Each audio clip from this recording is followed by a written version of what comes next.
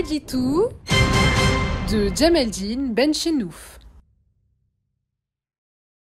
Salam alaikum, Zulfillaoun, bonsoir. On nous a toujours reproché de focaliser sur la personnalité du président Tebboune, sur ses délires, sur certaines de ses ahurissantes déclarations.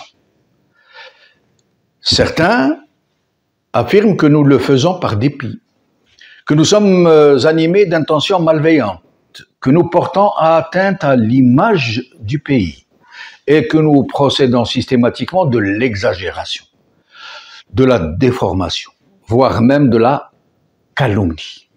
Or, il suffit juste de prêter attention de façon soutenue et distanciée aux désormais innombrables sorties du même personnage, à son usage débridé du mensonge et de l'outrance, jusque lors de sa rencontre avec le secrétaire d'État américain et des chiffres hallucinants qu'il lui a déballés, jusque devant la tribune des Nations Unies dans l'affaire du dessalement de l'eau de mer, pour se rendre compte qu'il y a quelque chose qui ne tourne pas rond.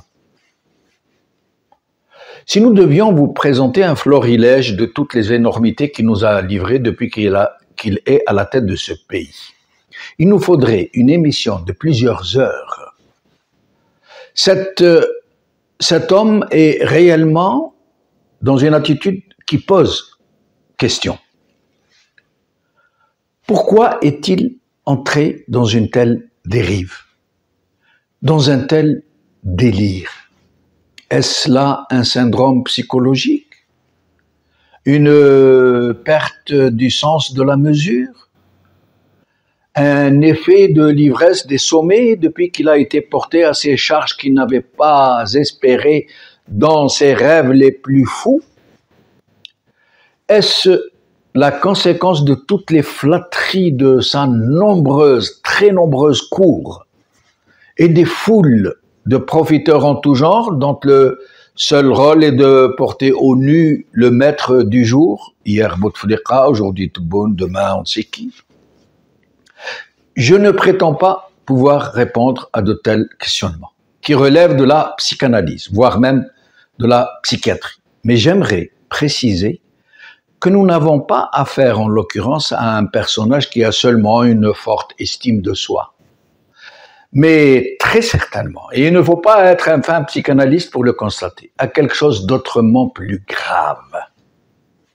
L'estime de soi est un sentiment très positif, un regard gratifiant que l'on porte sur sa propre personne, sur son importance et son utilité au sein de la collectivité, sur la confiance mesurée en ses propres capacités.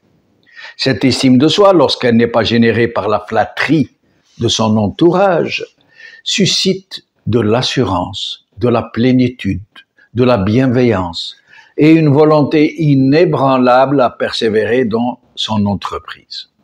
Par contre, il en est tout autrement lorsque nous sommes devant un cas d'ego surdimensionné, où l'estime de soi a franchi toutes les digues de la raison et de la pudeur, où le sujet entre dans une sorte d'autisme sélectif, qui n'entend plus que ce qui flatte sa personne et qui considère toute critique comme une grave atteinte, voire même une grave menace contre sa personne.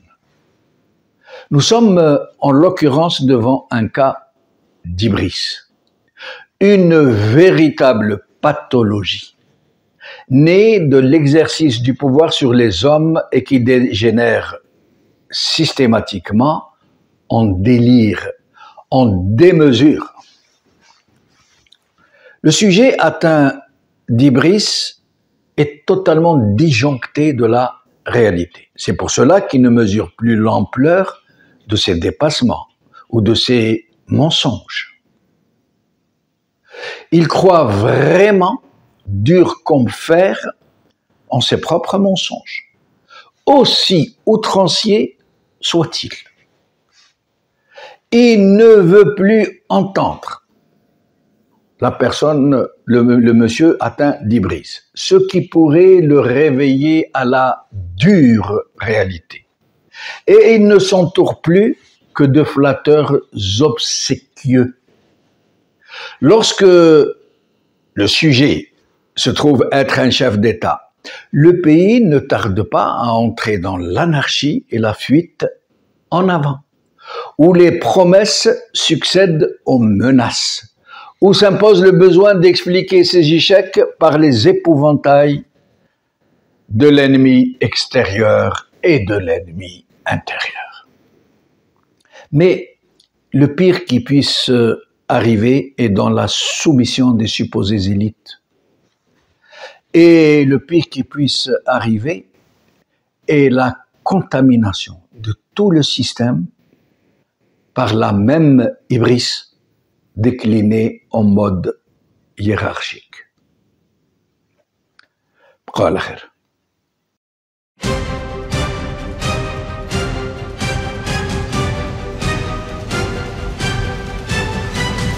L'édito de Djemeldine Benchenouf.